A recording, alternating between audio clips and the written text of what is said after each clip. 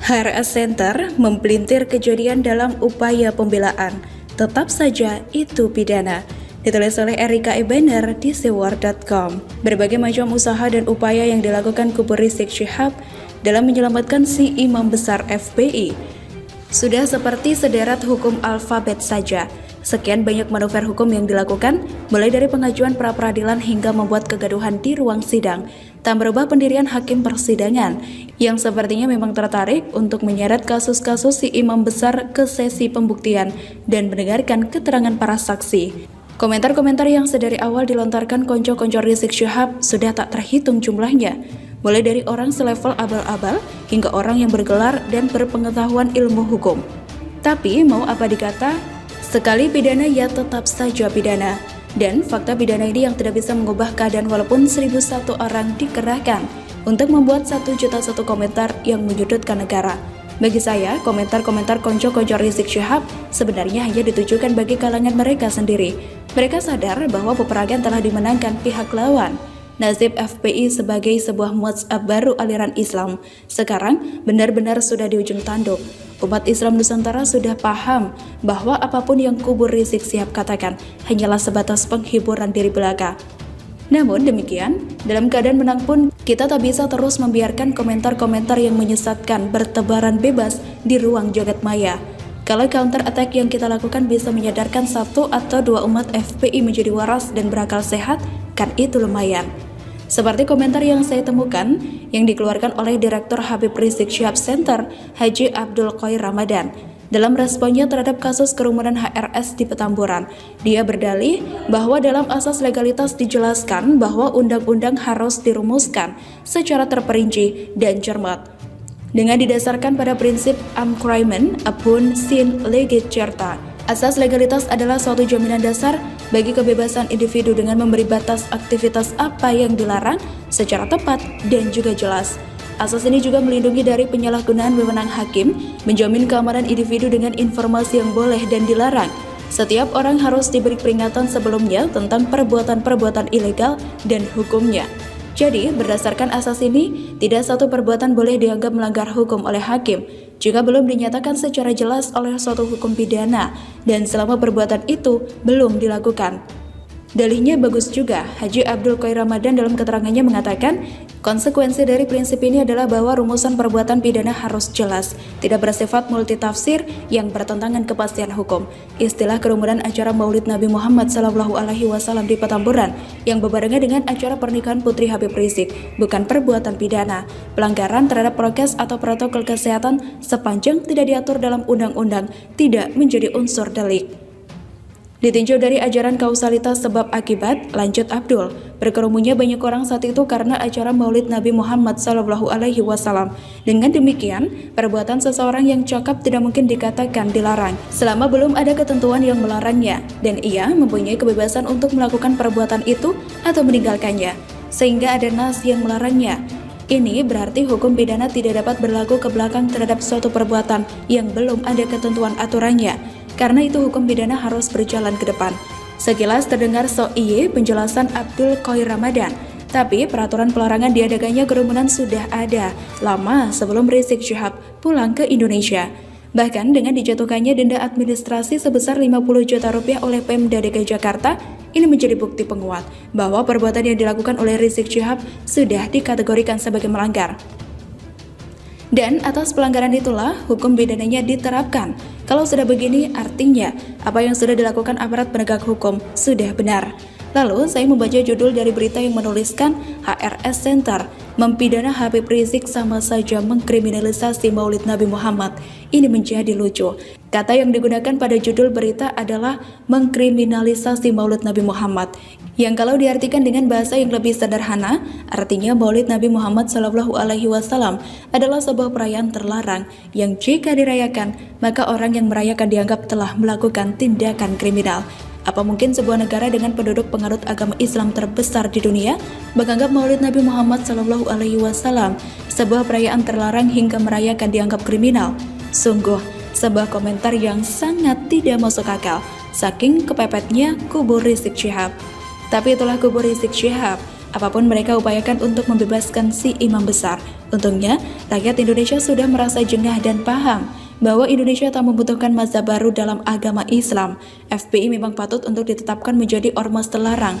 Dan Rizik Syihab tak lebih hanya seorang pembuat keonaran. Seumur umur, saya tidak pernah mendengar atau membaca perayaan Maulid Nabi Muhammad SAW bisa dikriminalisasi. Padahal, dalam kondisi pandemi, negara dengan jelas melarang segala bentuk kegiatan yang menciptakan kerumunan.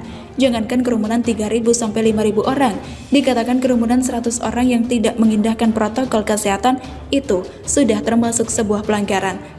Tak hanya perayaan Maulid Nabi Muhammad SAW, perayaan-perayaan keagamaan lain pun, baik itu perayaan agama Islam atau perayaan agama non-Muslim, semuanya sudah dinyatakan dilarang. Bukankah Tuhan menggariskan bahwa menjaga keselamatan lebih utama dari sebuah perayaan? Terlebih, setelah perayaan Maulid Nabi Muhammad SAW, Rizik Syihab beserta istri sendiri dinyatakan terpapar virus corona. Ini menjadi bukti bahwa perayaan yang diadakan, walaupun untuk merayakan Maulid Nabi Muhammad SAW sekalipun, ternyata membahayakan. Ternyata Yahya Walloni sudah dilaporkan ke polisi. Kapan diringkus? Ditulis oleh Manuel di siwar.com. Politisi PKB melaporkan Yahya Walloni ke kantor polisi soal arogansinya dalam berbicara dan bertindak dalam menista agama Kristen. Kalau Paul Zhang menjadi sosok yang dicari karena menista agama Islam, Yahya Walloni, Tengku, Somad, Rizik pun juga bisa kena. Sebenarnya, di tahun 2018, Yahya Walloni si mu'alaf penghasut itu sudah dilaporkan oleh Abdul Qadir Karding soal penghinaan kepada 3 tokoh, yakni Ma'ruf Amin, Tuan Guru Bajang, dan Megawati. Saya salut dengan politisi PKB Abdul Qadir Karding, yang saat itu merupakan Sekretaris Jenderal PKB yang mendatangi Barreskrim untuk melaporkan Yahya Walloni yang sudah jelas-jelas menghina. Mu'alaf mabuk agama merasa diri benar, tapi ternyata merusak persatuan dan kesatuan. Karding mengatakan dengan jelas bahwa kedatangannya ke Barreskrim ini untuk melaporkan Yahya Walloni terkait ceramahnya yang berisi celaan, penghinaan terhadap Kiai Haji Ma'ruf Amin yang adalah Rais Am Syuriah, pengurus besar Nahdlatul Ulama. Abdul Qadir Karding mengatakan bahwa Yahya pernah menghina Kiai Ma'ruf sudah uzur, sudah tua, dan mau mati tapi ambisi jadi wapres. Kalimat ini tentu sudah menjadi delik aduan yang bisa dilaporkan. Selain itu, Yahya Walloni si mu'alaf mirip Felix Shaw itu juga berkata bahwa TGB, Zainul Majdi, disingkat jadi Tuan Guru Bajingan. Kalau mau dikata yang bajingan itu ya Yahya Walloni, dia seringkali menebarkan kebencian dan ketidaksukaan. Selain menghina Kiai Ma'ruf Amin dan Tuan Guru Bajang, perempuan pun dihina. Ia menghina Ibu Megawati Soekarno Putri. Dia mengatakan biang kerok masalah di Indonesia ini dilakukan oleh seorang nenek di Jakarta bernama Ibu Megawati. Kalau orang PDIP tidak berespon, itu justru aneh. Kok malah Abdul Qadir Karding yang bicara, tapi tidak apa-apa. Yang penting orang ini ditangkap dan dicedok sampai kapok. Orang-orang pemecah belah model Yahya Walloni, Bahar Smith, Rizik, Somad, dan berbagai agamawan lainnya yang mengaku-ngaku sebagai pemuka agama, namun tak bisa mengontrol emosi dan tutur katanya, memang harus diproses hukum. Seberapa banyak pun anggota mereka, polisi tidak boleh kalah.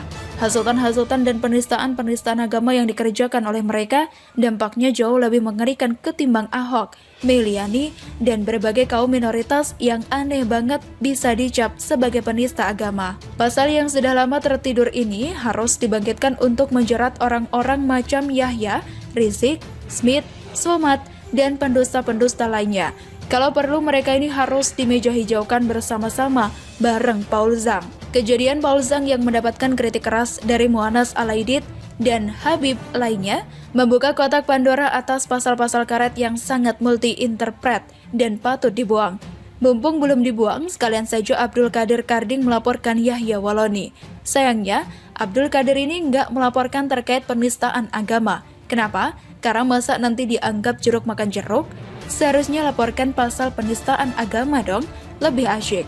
Kok malah melaporkannya penghinaan terhadap simbol negara? Memang sih, kalau melaporkan Yahya terkait penghinaan simbol negara, yakni Kiai Wapres Ma'ruf Amin, lebih gampang dijadikan tersangka. Tapi ya tetap saja, konteksnya ini ya penistaan agama yang dilakukan Yahya kepada orang Kristen. Mungkin Paul Zhang bisa laporkan Yahya tuh, Sekalian aja rame-rame, kan seru. Hahaha. Sudah waktunya negara ini bebas dari provokator-provokator macam mereka ini. Sudah waktunya Abdul Qadir Karding memang turun tangan. Tidak urun angan dalam melaporkan mereka-mereka ini. Rizik sekarang sudah berkasus dan sudah rendah betul namanya dan ormas yang dibawanya. Sekarang, Indonesia harus benar-benar lepas dari hal ini. Kita tahu bahwa pandemi ini memang bikin orang jadi nggak bisa mikir sehat. Apalagi ditekan-tekan sama pemerintah. Mudik dilarang adalah hal yang paling absurd. Mudik dilarang tapi bioskop dibuka. Ernest gembira bioskop dibuka. Makanya nggak heran kalau ada orang yang mulai nggak bisa mikir lurus dan ngomong jadi sembarangan. Maka demi pembelajaran, Yahya harus ditangkap, diciduk, dan tidak boleh berdakwah lagi. Kita harus dukung Gus Yakut untuk melakukan pembinaan kepada para pendakwah. Kalau tidak mau dibina, ya dibinasakan saja karirnya. Bukan orangnya ya, hehehe. Yahya Walani harus ditangkap. Ceramahnya yang penuh hinaan tidak bisa dibiarkan apalagi videonya sudah tersebar kemana-mana. Karena itu, Karding melaporkan bukan lewat pasal penistaan agama, tapi pasal UU ITE dengan nomor laporan yang sudah jelas. Semoga saja pelaporan itu sudah diurus sama polisi. Mana nih Pak Kapolri Listio? Ayo tunjukkan keberanianmu. Begitulah tanya.